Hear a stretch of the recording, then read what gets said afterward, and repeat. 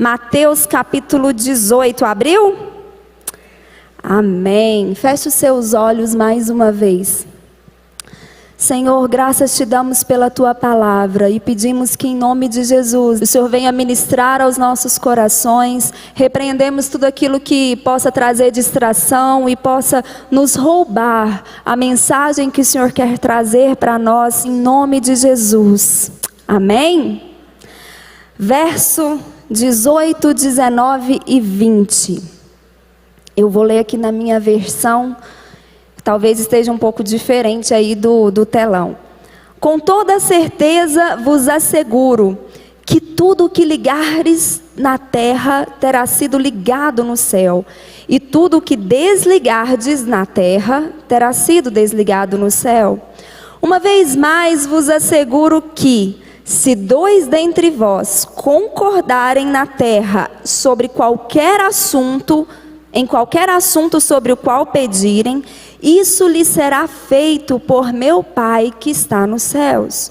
Porquanto, onde se reunirem 2 ou 3 em meu nome, ali eu estarei no meio deles. Amém? Glória a Deus.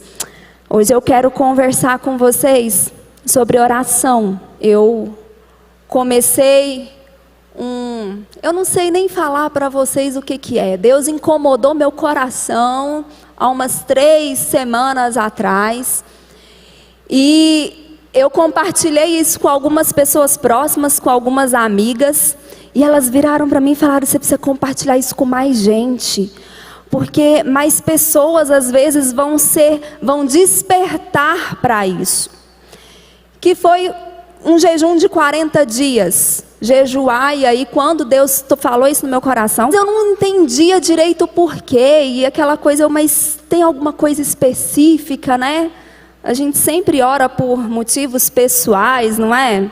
A gente ora pelos outros, temos experiências aí em que nós pagamos preço pela vida de outros, e eu tenho a minha lista ali que eu oro, eu gosto de escrever para não esquecer de orar por ninguém.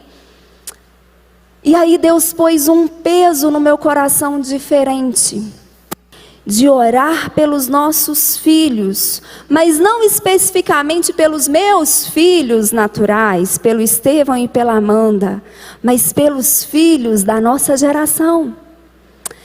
E foi quando a gente estava lá no Rio de Janeiro, eu estava ministrando lá, e eu gosto de fazer um esboço para eu não fugir muito, porque eu falo muito. E não estava no meu esboço, mas no final daquela ministração, eu não sei se Deus falou especificamente com alguém naquele momento, mas Deus ministrou muito. Foi um texto de Juízes no capítulo 2, quando fala da morte de Josué. Depois que Josué morreu e toda aquela geração morreu, veio uma geração que não conhecia ao Senhor. Algumas versões, levantou-se uma geração que se esqueceu do Senhor e de todas as maravilhas que Ele tinha feito. E isso ficou no meu coração, ficou na minha mente me angustiando. Aí eu lembrei de um texto que eu já preguei aqui várias vezes. Se você assiste minhas pregações, você já sabe de cor. Deuteronômio capítulo 6 e Deuteronômio capítulo 11. Fala mais ou menos a mesma coisa. Em que Deus chama a responsabilidade aos pais. Que Deus fala para os pais: ensine aos seus filhos a amarem ao Senhor, a temerem ao Senhor. E aí Ele fala: de manhã quando acordar, à noite quando você for deitar, andando pelo caminho, sentado junto à mesa. Porque Deus sabe que a gente tem muita coisa para fazer, mas todo o tempo nós temos que estar inculcando a palavra de Deus no coração dos nossos filhos. Temer ao Senhor, amar ao Senhor é algo que se ensina, é algo que se aprende. E Deus colocou esse peso no meu coração. E é claro que no momento de oração você vai orar por várias coisas. Se você estudar a oração na Bíblia, você vai ver que tem vários tipos de oração. Tem aquela oração do nosso devocional, né? Gostoso, não é? Que é ali o seu momento com Deus de comunhão. Tem aquela oração que a gente vai pedir perdão, que a gente vai confessar os nossos pecados. Tem aquela oração que a gente vai interceder por algo, por alguém, que a gente vai pagar o preço, é ou não é? Tem as petições que a gente faz. E muitas vezes a gente não entende, a gente conhece essa arma, porque a oração é uma arma, amém? Você sabe disso? Que a oração é a arma que nós temos, é a arma que Deus nos deu. Só que a gente não sabe usar essa arma. É igual quando você troca e você compra um aparelho celular novo. Às vezes você não sabe nem usar tudo que tem nele, é ou não é? Pagou caro no negócio, não usa nem metade daquilo que aquela tecnologia pode te oferecer. Muitas vezes nós agimos assim em relação à oração. E nesses dias, como meu coração está muito inquietado por isso, eu comecei a estudar sobre oração. E eu descobri que eu não sei nada de oração. E eu falei, Deus, eu preciso aprender. E eu quero compartilhar com vocês aquilo que eu estou aprendendo. Porque é uma chave poderosa. Repete comigo, fala, a terra governa o céu. Mais forte, a terra governa o céu. Não é o contrário. Aqui Jesus está falando, com toda a certeza, eu vos asseguro, tudo, alguma coisa fica fora de tudo? Não, tudo é tudo. E Jesus falou, tudo que a igreja ligar na... Igreja não liga nada assim. A igreja liga primeiro na terra, para depois ser ligada nos céus. Tudo que ela ligar, vai ser ligado nos céus. Tudo que ela desligar, vai ser desligado nos céus. Olha o poder que a igreja tem. Poder este dado por Deus, dado por Jesus. Tudo que a igreja ligar na terra, vai ser ligado nos céus. A ação na terra acontece antes da ação no céu. E eu quero estudar um exemplo com você que está lá em Êxodo. Vai com a sua Bíblia lá em Êxodo capítulo 17.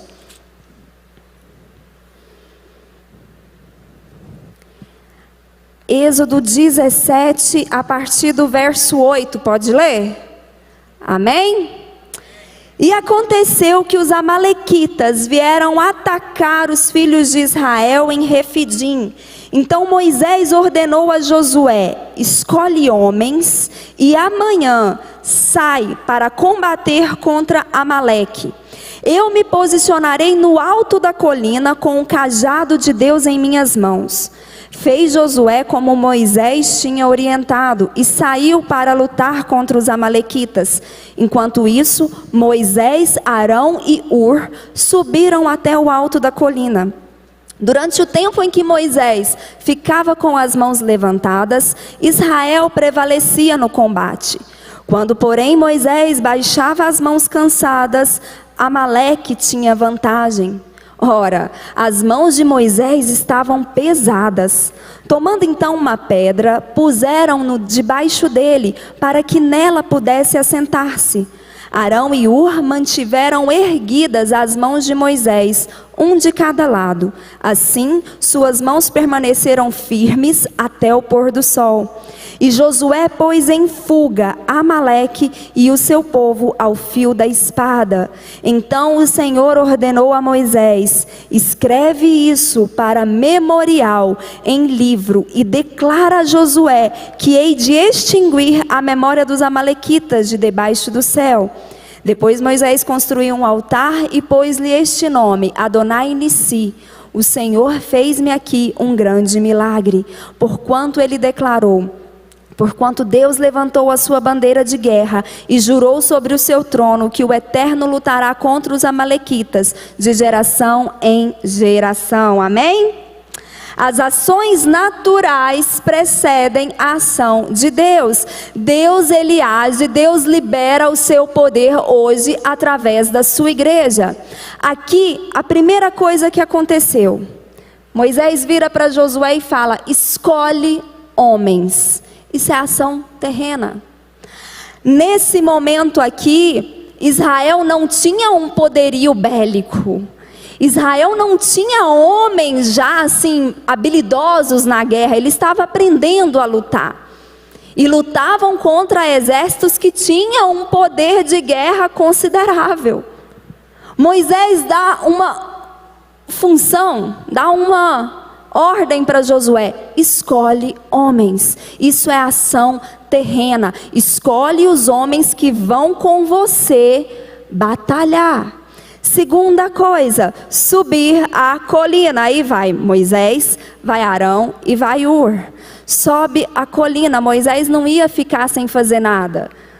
Moisés não desceu para a guerra. Moisés não pegou em uma espada. Mas Moisés precisou subir a colina. E a gente leu o quê? Que enquanto Moisés estava com as mãos erguidas, Josué vencia. O povo de Israel vencia. Só que Moisés era ser humano, assim como eu e você. A gente cansa. A gente cansa de ficar com mão erguida. A gente cansa de lutar. A gente cansa de orar. A gente cansa de esperar o milagre acontecer. A gente cansa de esperar a resposta. A gente se frustra. Porque a gente cria expectativa. A gente acha que Deus vai responder de tal forma, em tal hora, e a gente se cansa. E quando Moisés cansava, quando as mãos de Moisés abaixavam, o povo perdia. Agora eu te pergunto, era desejo de Deus destruir os amalequitas? Sim, fala forte, sim. Mas a terra governa o céu. A ação natural, ela acontece antes da ação do céu. Eu fico imaginando, às vezes, Deus assim, olhando para a gente, orando às vezes, e doido assim, Deus me perdoa o exemplo que eu vou dar, mas eu imagino isso para liberar o poder dEle, para liberar a resposta dEle, mas aí a gente se cansa. Mas aí a gente fala, vai ver, Deus não quer isso para mim não, vai ver, eu estou aqui nessa terra é para sofrer mesmo, é como diz aí, né, para comer o pão que o diabo amassou.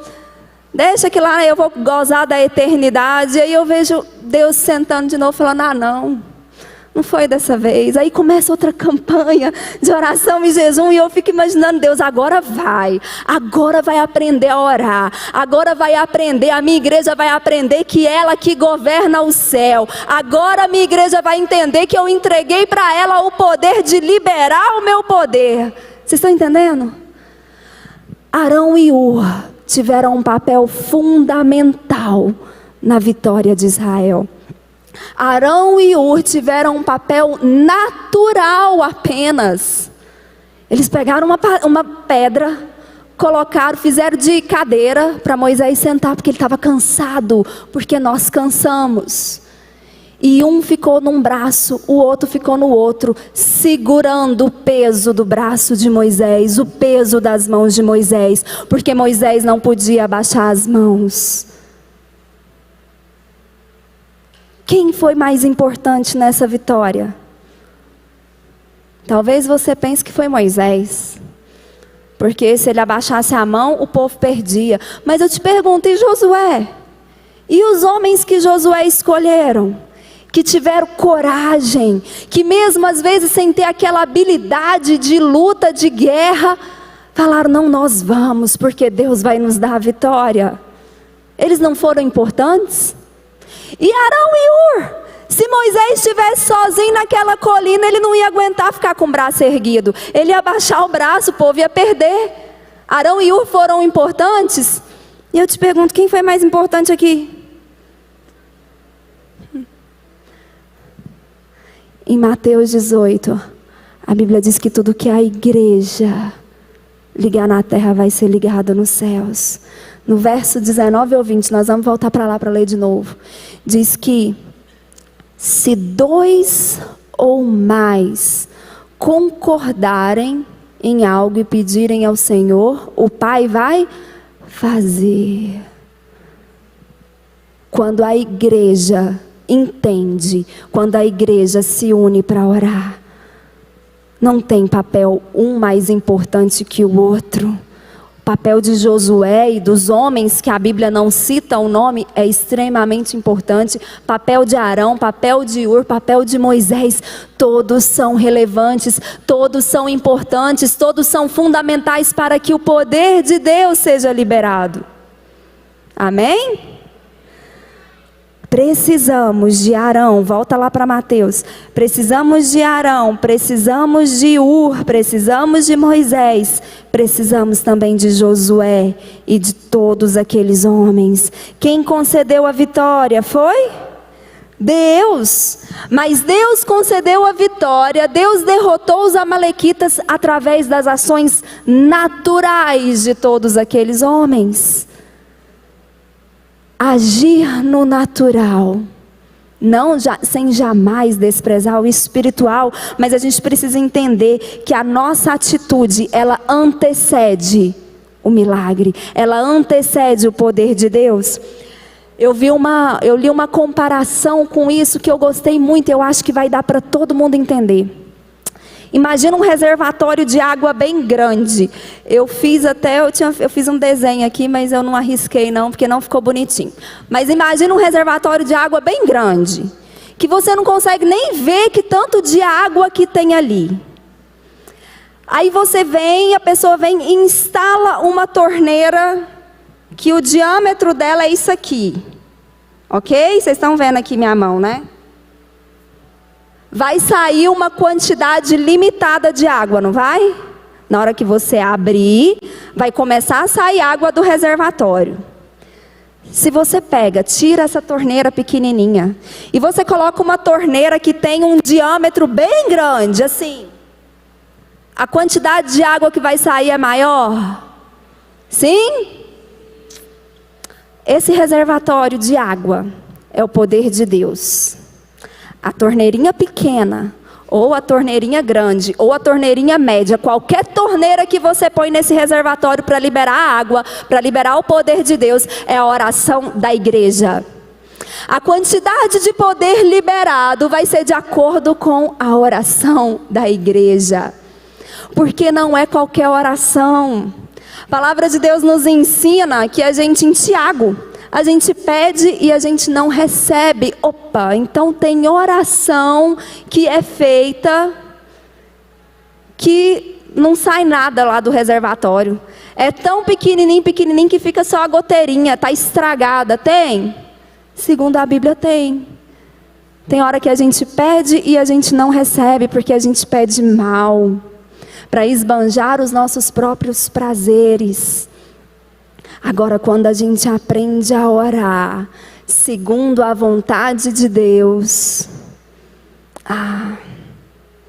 quando a gente aprende a correr lá para o secreto, porque é assim que Jesus nos ensina a orar, não é? Ele fala, olha, não ora como fazem os fariseus nas praças públicas, para receberem dali o quê? Admiração, para todo mundo ver. Isso não quer dizer que você não pode orar em um local público. Isso não quer, eu tenho mania de dirigir orando, eu tenho mania de estar num canto assim, e às vezes eu estou orando. Não é isso, é orar no secreto, é orar para ser ouvido por Deus e não pelas pessoas. E aí quando você aprende a orar, e aí eu brinco que não é drive-thru, né? Não é você ir lá, fala, e aí você olha no relógio, já tem um monte de coisa para você fazer, você sai correndo. Eu fico imaginando assim, Deus, quando Ele ia abrir a boca para te responder, você saiu correndo. A gente aprender a ficar na presença de Deus, a orar, a colocar as nossas angústias diante de Deus, porque a oração também faz isso. A palavra de Deus nos ensina que a gente não tem que andar ansioso por coisa alguma. Antes a gente tem que fazer conhecida pelo Senhor as nossas petições. É a mesma coisa, se um reservatório está muito cheio de água, a oração não é a torneira? Na hora que você libera, aquilo ali vai esvaziando, não vai? Fica mais leve também.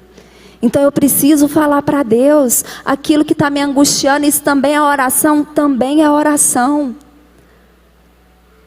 Nós precisamos aprender a orar segundo a vontade de Deus, aprender a discernir a vontade de Deus para nós.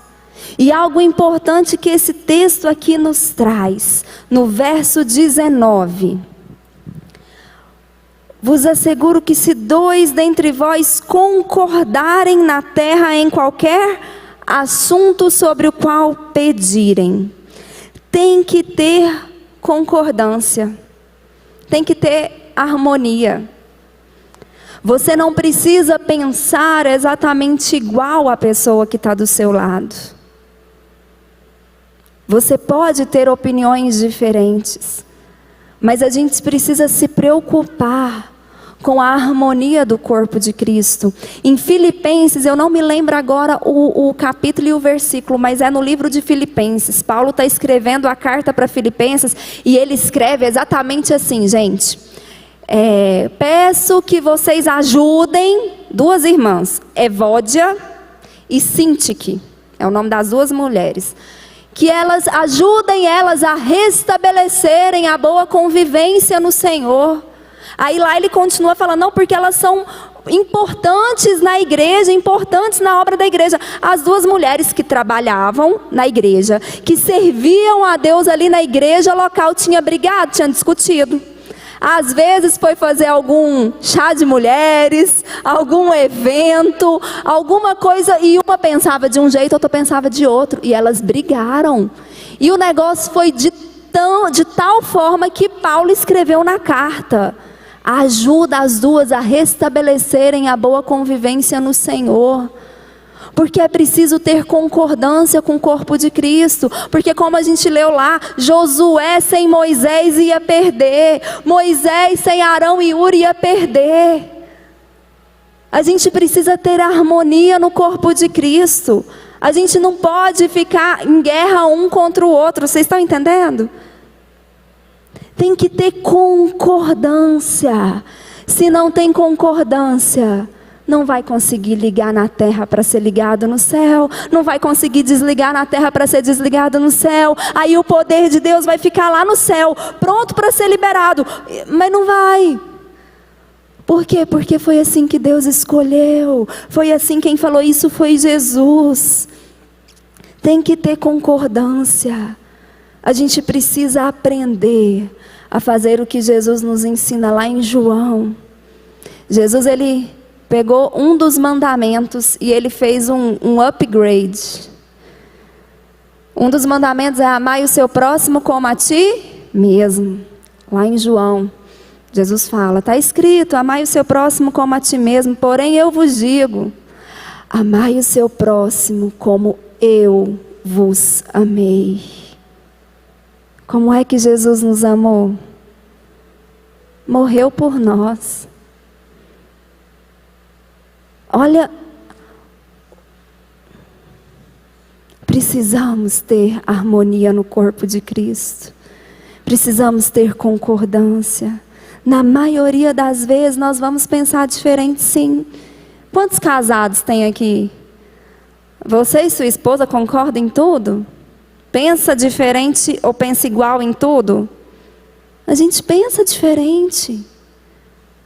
Mas essas diferenças não podem ser mais fortes do que aquilo que nos une. Eu creio que todos nós aqui, a gente pode às vezes não saber muito bem ao certo, mas todos nós aqui, eu acredito que nós temos um desejo aqui de viver a vontade de Deus, não é? De falar, Senhor, eu só quero isso se for da tua vontade para mim, é ou não é? A gente deseja isso. Eu quero viver o propósito de Deus para mim aqui. E é nessa comunhão da igreja que nós descobrimos, no verso 20, onde se reunirem 2 ou 3 no meu nome, o que fala?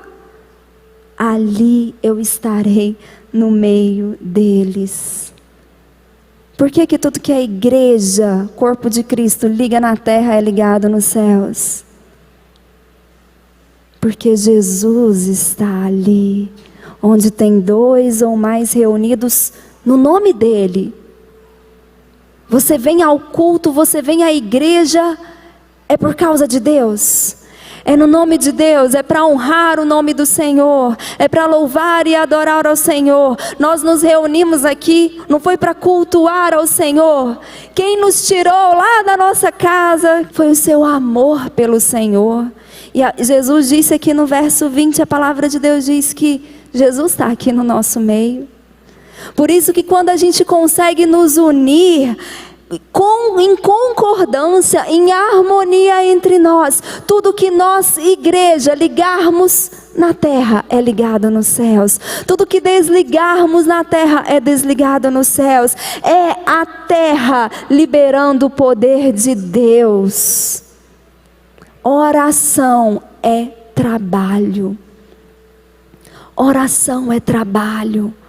Temos inúmeros versículos na Bíblia onde Deus nos ordena: orai sem cessar, perseverar em oração. Quando Jesus conta aquela história da viúva que foi lá diante daquele juiz mau, aquele juiz iníquo, Jesus começa aquela história falando, Jesus contou-lhes uma parábola para eles aprenderem sobre o dever de orar sempre, sem jamais esmorecer, sem jamais desistir, sem jamais enfraquecer. A oração é um dever. E por que Deus é tremendo, né? Por que a igreja? Porque se Moisés tivesse subido aquela colina sozinho para orar e erguer as mãos, o povo ia perder a batalha, porque ele ia cansar. Porque eu e você, nós temos as nossas limitações. Agora, quando a gente está na igreja, a gente tem, cutuca aí quem está do seu lado, você é Arão na minha vida, você é Ur na minha vida. Pode cutucar, cutuca aí, você é Arão, você é Ur. Um sustenta o outro, porque tem hora que a gente cansa e a gente precisa de pessoas do nosso lado para sustentar as nossas mãos. Às vezes você está apanhando, você não é Arão, Ur, nem muito menos Moisés, você está lá no meio da batalha.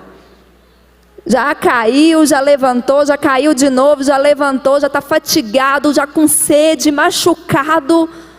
Você precisa que Moisés continue com as mãos erguidas, porque você não sabe explicar, mas quando Moisés levanta as mãos, você tem uma força dentro de você, que te impulsiona, que te leva a derrubar vários e vários inimigos ao mesmo tempo.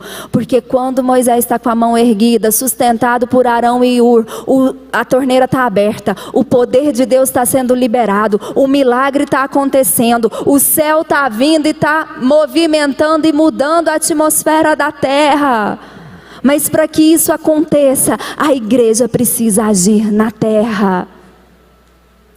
Repete comigo: a ação na terra precede a ação no céu.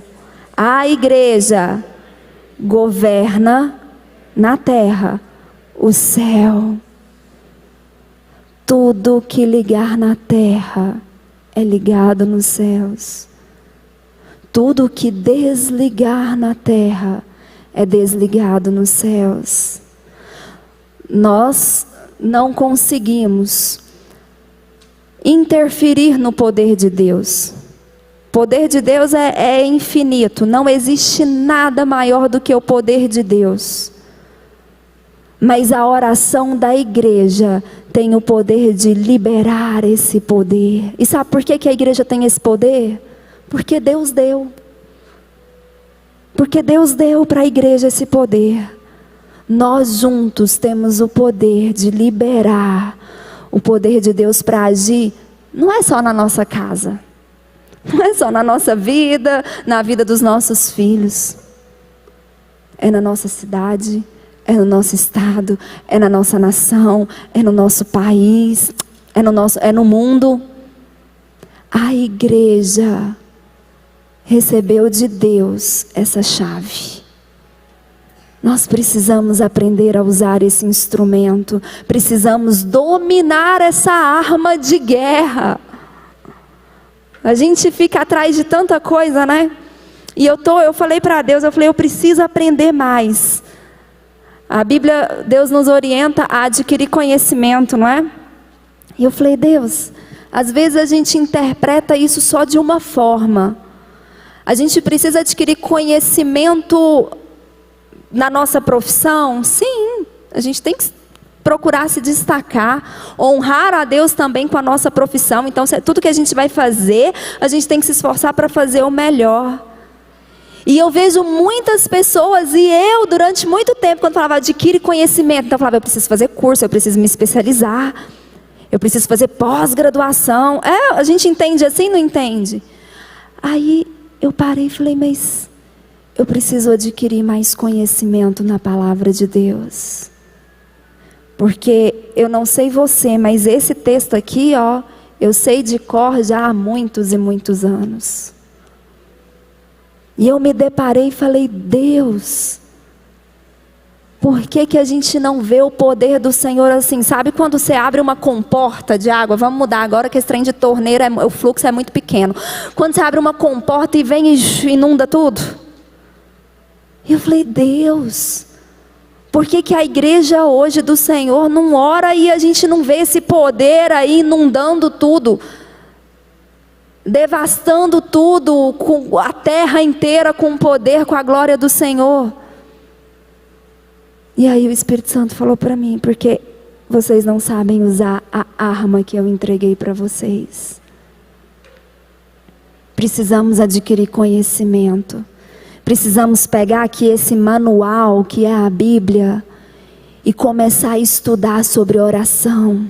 Falar, Deus, eu preciso manusear de forma correta, de forma eficaz, essa arma que o Senhor nos deu de presente. Eu preciso aprender a orar de tal forma que os céus vão abrir e o poder do Senhor vai inundar o lugar onde eu estou. Precisamos ir atrás desse conhecimento. A Bíblia é a palavra de Deus. Quem inventou de dar à igreja essa arma, de dar à igreja essa autorização foi o Senhor. É Ele quem vai nos ensinar a usar essa arma. A oração devocional é importante, aquela oração de desabafo. A oração do Pai Nosso, às vezes a gente acha que a gente tem que ficar repetindo aquela oração. O Senhor Jesus, Ele estava ali ensinando os discípulos a como orar. Porque naquela época e até hoje, se você for em Israel, você vai ver, existem aquelas orações que eles decoram. E eles ficam repetindo, é uns murmúrios que você escuta. Não é isso, oração não é repetição, oração não é uma coisa assim que você sai falando palavras vãs, soltas, que não tem sentido para você. Isso não é oração.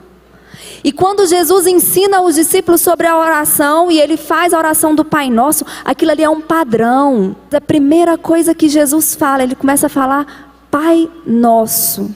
E eu não tinha me atentado a isso. É a primeira vez nos evangelhos que Deus é chamado de Pai. Porque através da morte e ressurreição de Jesus Cristo, através da nossa declaração, do nosso reconhecimento que Jesus Cristo é o nosso Senhor e Salvador, nós passamos a ser filhos de Deus. Santificado seja o seu nome. Nós precisamos honrar o nome do nosso Pai. Alguém aqui gosta de ver o seu pai sendo desonrado? Sendo desrespeitado? Nosso Pai terreno, quanto mais o nosso Pai celestial. Seja feita a vossa vontade aqui na terra como é no céu. A igreja traz o céu para a terra. Amém.